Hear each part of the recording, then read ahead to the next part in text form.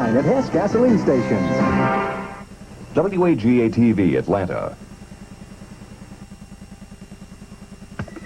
And now, from TV5 in Atlanta, Eyewitness News Update with Richard Belcher, Pam Martin, Ken Cook with weather, and Jeff Hollinger on sports.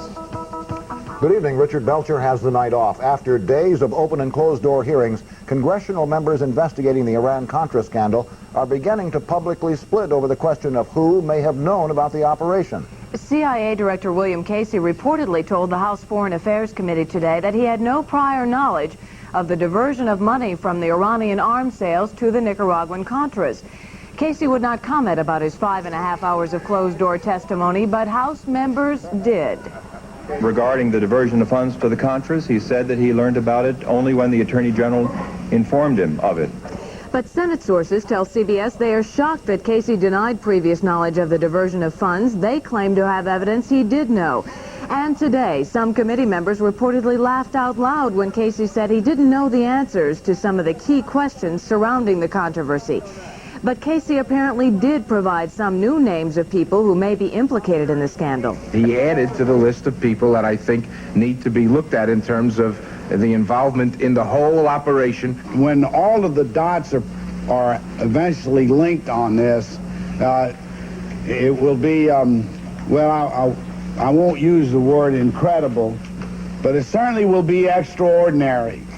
And committee members are now lining up to say publicly whether they believe President Reagan's statements on this issue. I think the identity of the higher authority is fairly clear, at least to me. I think it's the President of the United States. The good news is that Mr. Casey was pretty candid with us, and that none of what he had to say in any way indicates that the President knew or should have known of any wrongdoing. And many questions remain unanswered. Where did all the money go? To the Contras? There are indications tonight that much of the profits from the Iranian arms deals may have gone instead to arms dealers and middlemen. The FBI says it's aware of some recent transactions in at least one of the secret Swiss accounts where the money was deposited, and that efforts may have been made to doctor that account. Also today, former National Security Advisor John Poindexter, who resigned over the arms deals, took the Fifth Amendment again before the House Intelligence Committee, which is also investigating the administration's dealings.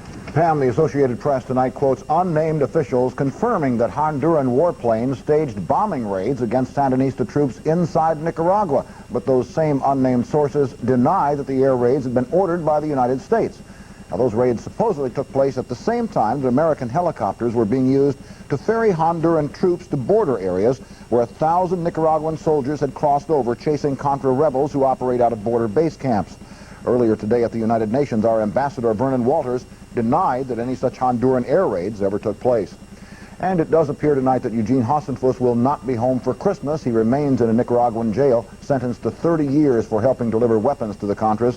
The governor of Wisconsin says tonight he has been told not to expect further talks about any Hasenfuss release until January. Jim, more than 40 people have been hospitalized after two subway cars collided in Philadelphia.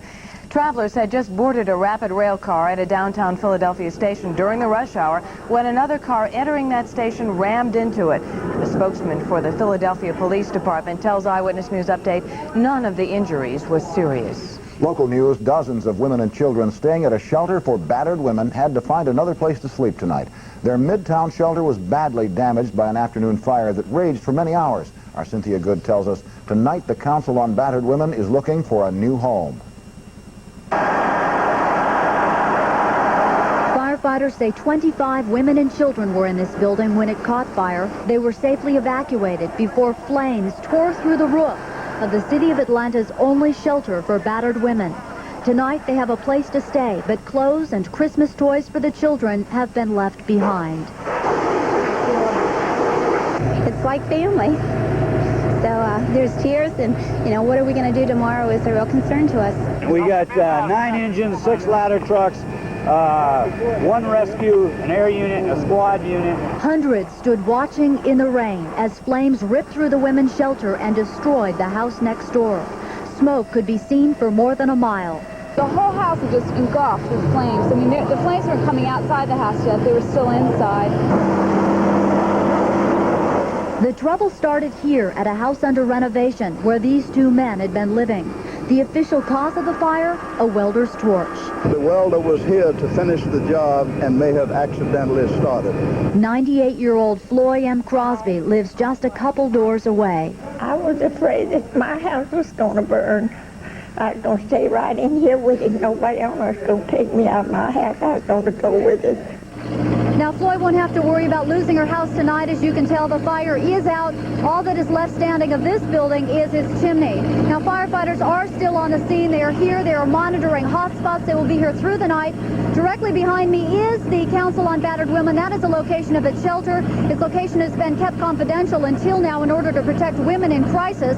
The 24-hour-a-day hotline is still operating, and workers here tell me they will do everything they can to try to find shelter to women and children who need help. Sad story and a sad Christmas. Thank you, Cynthia. Good reporting live.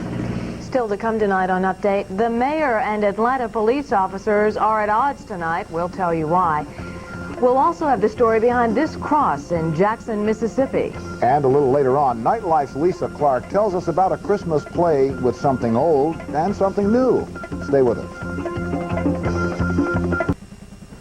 Atlanta City Councilman James Howard will find out tomorrow if he is being suspended from office by Governor Harris. A three-man panel named by the governor will give its recommendation to the governor tomorrow, and the governor has said today he is prepared to act on that recommendation right away. Howard was convicted yesterday of failing to report consulting fees on his federal income tax. Tonight, Mayor Young is angry over a threat of mass resignation by city police officers. About 50 officers lined up at City Hall today and applied for their pension benefits, saying they plan to resign. The scene comes less than a week before the mayor submits his 1987 budget. Mayor Young says it's all a publicity stunt. He doesn't like it. So you demonstrate when people refuse to talk with you. We talk with people all the time. They know as much about the finances of the city as we do. So what they did this morning may hurt their chances? Or? No, it doesn't hurt. But it doesn't help. They'd be better off Christmas shopping and staying with their families. 151 police officers have already left this year. I'm an 8-year veteran.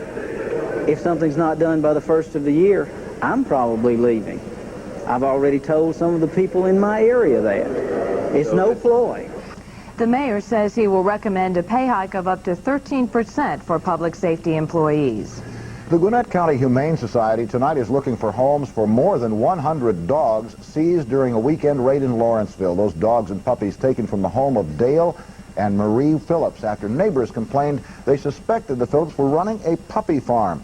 Now, many of the puppies were sick. Several have already died, but many are healthy and they do need a home. The puppies could be adopted through the Humane Society of Gwinnett County. The debate between evolution and scientific creationism has reached the U.S. Supreme Court. The court heard arguments today on a Louisiana law requiring schools which teach evolution to also teach creationism. An attorney for the opponents of the law says it violates the First Amendment. Lawyers for the state argue the law is non-religious and scientific in nature. Pam, in Jackson, Mississippi, there is yet another emotional court case involving religious beliefs. The case about a 17-story lighted cross on the side of a state office building. 5 local residents and the American Civil Liberties Union say that cross is unconstitutional. The governor of Mississippi says it's a tradition and should stay. A federal judge expected to decide the case on Friday. The mayor of Jackson has erected another cross on a private downtown building just in case the judge orders the lights turned off of that state building. It has been a rather nasty night out there. Yeah, we're always having weather that's not that time of the year. Like in November, we had weather for September. Now it's December. We're having weather like should be occurring in January. We'll try to mesh all this out for you when we come back. Action, adventure, romance, and the scenery isn't bad either. Join me every weekday for Magnum, only on Channel 5. Sun's always out where Magnum is, not always out for us in recent days, though. Yeah, but I don't walk around under a total cloud myself, Jim. But I want to say before we go on that Pam's jacket looks absolutely marvelous tonight. Well, bless your heart. You look rather nifty yourself. Thank you very much, Pam. Now that we've congratulated each other, let's talk about the weather a little bit. Lots of weather going on, and lots more weather is going to continue to go on, at least for another 48 hours. Can you believe it? We've been in this mess since about Monday. It hasn't let up yet. The frontal system is just dragging. I think when did it move through here? About 2 weeks ago or so? No, it was really last night. But it's now just barely gotten on down to Augusta and Albany, and it's just creeping. It's like walking from here to Savannah. I think that's about how fast it's going to get down there. And the temperatures drop off in the 40s and the 30s and eventually even into the 20s. So there is some very cold air behind the front, still some very warm, moist tropical air ahead of it. And of course, that contrast is setting up a situation producing a lot of rain as the overrunning with southwesterly winds coming in off the Gulf of Mexico bring the moisture in, and the rain is falling out. The heaviest is down along the coast around Panama City. Thunderstorms there, and the rain is going to be heavy off and on during the night for us into tomorrow morning. And as the rain starts to break out in northern Alabama with the temperatures approaching freezing, some of that in North Alabama will either be sleet or freezing rain. Let's take a look at our own radar at the present time. We see a glob, as we said yesterday, a big blob of rain around Atlanta moving on toward the northeast. Also another around Macon, and then a little bit of a reprieve before more rain comes in later tonight. Here's what's going on outside. 11 o'clock this evening, 47. That's the low for the day. 60 the high. The records are 74 and 13 on this date. Right now we have light rain, 4200s at the airport and 6600s here. We had 50% more rain here at TV5. Humidity at 96%. I don't know why, but we did. Northwest winds at 5. Barometer falling. Sun rising tomorrow at 7:32. Down at 5:30 tomorrow afternoon. The satellite map shows us that there are lots and lots and lots of clouds out there. The frontal system is now down southeast of us, as you've already seen, but the clearing is still well out to the west across the central portion of the country, and then you have to get out into the far west before you find more clearing. That means the rain will be with us for at least another couple of days, and in the meantime it may pile up to another 1 or 2 inches of rain before it finally ends late on Friday or early Saturday. Snow out in West Texas, continuing rain on through the southeastern United States through tomorrow at least, but it looks like probably another day coming on into Friday. High temperatures tomorrow will look like this: 20s, 30s, and 40s over much of the country, only in the southeast and only in the far west where you find some 60s and 70s. So our forecast looks like this. Yes, you've already guessed it. More occasional rain. We'll have to tell you the low temperature will fall to around 40 degrees by tomorrow morning. Tomorrow, the rain will continue once again, off and on, maybe heavy in the morning. High temperature only 45. Cold, miserable day tomorrow. The rain will continue into Friday, but it should leave us on Saturday. And finally, Jim and Pam give us a nice day on Sunday. We're looking forward to it. I'm very ready. All right, thanks, Ken. Business news tonight: Atlanta is #1. A national poll has rated Atlanta as the best place in the United States to locate a business. The survey asked 600 top executives to rate 12 major cities. The high ratings were given to Atlanta for its proximity to customers, its labor costs, the quality of life, and state taxes. Atlanta also topped the list of areas expected to improve within the next 12 months. I certainly rate Atlanta #1. You bet. The ghosts of Christmas past, present, and future. It's a Christmas carol. Nightlife's Lisa Clark says the Academy Theater's production of the Dickens classic has a new twist tonight.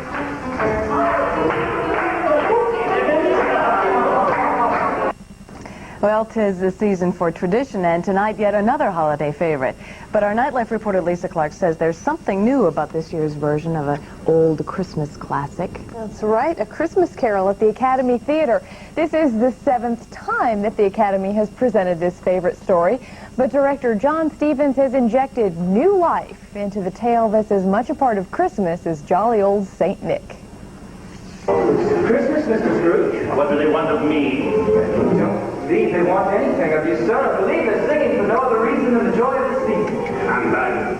For a century and a half or thereabouts, this sentimental story about the search for Christmas spirit has entertained and enchanted.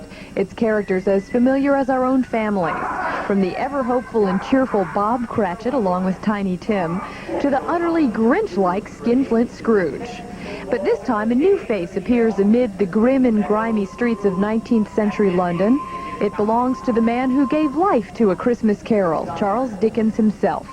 You will therefore permit me to repeat emphatically that old Marley was as dead as a doornail. It's an ironic but oh-so-right twist to the story that Dickens is yet another on the list of those beholden to Scrooge the moneylender.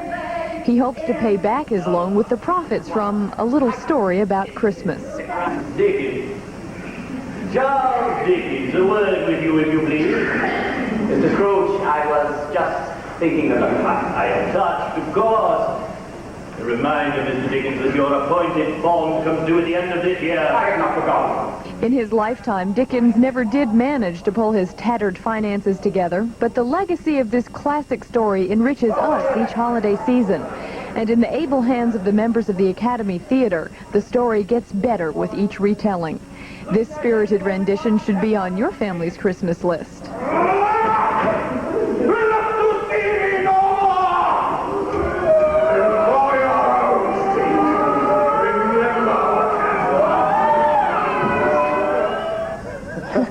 How could you say humbug after that, I ask you? It is fitting that this Academy Theater favorite should be the last play performed on its soon-to-be-demolished stage. After this show, which runs through Christmas Eve, the Academy will be moving to its sparkling new theater at 14th and Juniper, and we wait for that. But this is a nice way to round it out. Looks like it's very well done. Thanks, Lisa. It certainly is. I referred to it earlier as a scoring frenzy. Boy, it was. Yeah, it really was a scoring frenzy tonight, particularly between two pretty good basketball players, Michael Jordan and Dominique Wilkins. Dominique with 57. Unbelievable. The highlights next.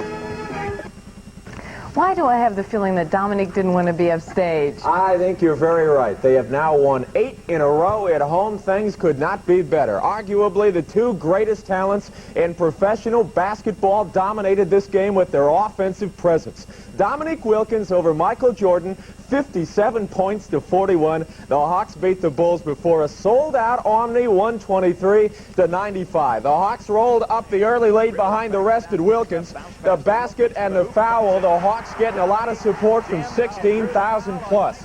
In fact, Atlanta scored the first 14 points of the game. Wilkins from the outside. If it were not for Michael Jordan, the game might have been a blowout in the opening quarter. The Hawks by 11 after 1, but Jordan with the power slam. And a 17-point lead at half. And in the third quarter, Jordan kept the comeback alive for Chicago. The running one-hander. Now watch the tree jam over Rollins, all 7 foot of him. Look out, his 8th straight 40-plus games. But from there, it was all Dominique Wilkins, leading Atlanta to a 14-point lead after 3 quarters. Wilkins doing everything just extraordinarily well. Look how quick, how fast, taking it to the basket. Yes, it counts. Give it to him. Now, when Dominique wasn't scoring, he was doing more than that. Look at this. The whip ahead to Cliff Livingston. They take the slam, and the crowd's into it. The slam of the night, the double clutch from Wilkins here on the steal. Ooh! Do it at home. Ooh, 57 points, 8 in a row at home, 123-95 the final. You see Dominique there, Sacramento in here on Friday. The Lakers now have 4 losses. Milwaukee crushes them 116-93 in the Mecca. Cooper the air ball, Sigmund ahead to Paul Pressey. Pressey at the buzzer, yes, 3-pointer. Paul Pressey now taking it inside, great shot off glass. Pressey not scoring this time, passing to Hodges, the 3-pointer, yes, 116-93. Philadelphia over Indiana. Detroit beats Sacramento. AD, Adrian Dantley, 33. Dallas edges the Blazers. Mark Aguirre, a 15-foot shot at the buzzer to do it. Washington beat New York. Moses Malone had 36. Boston with 35 from Larry Bird. Dropped those horrible Nets. That's 48 in a row at the Garden. It's halftime in Denver, halftime in Phoenix, and the Clippers lead by 10. That's in the first quarter. College basketball, Alabama tonight. Too much for number 20 Arkansas, 87-76. And Louisville dropped number 10 Western Kentucky, 60-58. Football, because of the criticism leveled at the team following the loss to Indianapolis, the Falcons today shut out many of the newspaper writers. Dan Henning saying the players will speak on the field against New Orleans come Sunday. Now this, of course, is going to be the final Fulton County Stadium appearance for that man, Jeff Van Note. Today I talked with Note and several of his buddies about the meaning of this, the final Atlanta game of his career. And you're going to hear from Bill Fralick tomorrow about Van Note, and you'll hear more about Jeff all week in his extraordinary career for the Falcons. Our high school team of the week is Villa Rica. The Wildcats really were picked to finish last when the season began, but they've had a terrific season. They'll play Lakeside for the North Georgia title coming up this weekend. Our congratulations to the coaches, the players, and all of the students out of Villa Rica High School. Again, the Hawks winners. They have made it 8 in a row, and things are just cruising. Boy, they are incredible. Big game, big night. Thank you, Jeff. Finally, in the tradition of the holiday spirit, several hundred residents of Smithtown, New York got invitations recently to come for a free meal and to sample a new alcoholic beverage. Well, about 150 sent regrets, but they left word of their new address and said they'd love to come in the future. Only 7 people did show up, and they got quite a surprise. They were all arrested for drunk driving. You see, it was a sting aimed at those who had ignored previous arrests. Now, the 150 who sent regrets, they will regret sending their new addresses. They can now look forward to an arrest warrant in the mailbox. Well, that'll teach them. It certainly will. That's Update for this December 10th. For Richard Belcher and the news team, I'm Jim Axel. And I'm Pam Martin. Stay tuned for the Jeffersons. Good night. If you have a news tip, dial Witness for Eyewitness News.